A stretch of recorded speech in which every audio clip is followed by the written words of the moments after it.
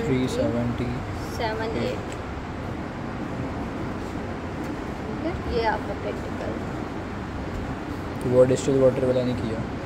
Distil water वाला नहीं ना किया, वो अगर उसमें होता कोई एरर तो फिर हम कर लेते। ठीक है। ये रिएजेंट से स्टैंडर्ड में यूज़ करेंगे?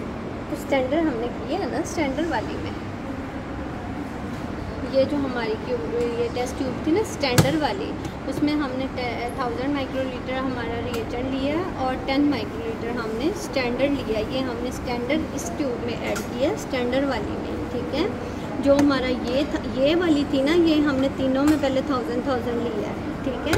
उसके बाद ये जो हमारा स्टैंडर्ड है ना, स्टैंडर्ड हमने सिर्फ स्टैंडर्ड वाली टेस्ट ट्यूब में डाला है, ठीक है।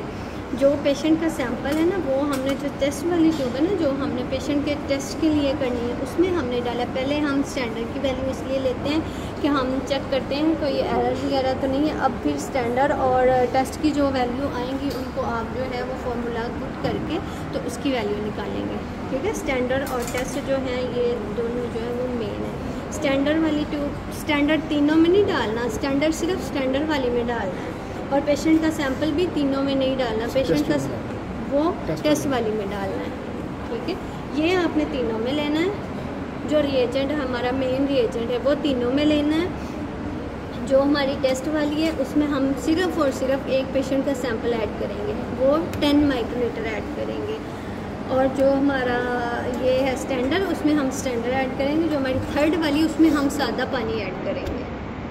वो भी अगर यूज़ होना हुआ तो नहीं, वैसे प्रोसीजर में आपने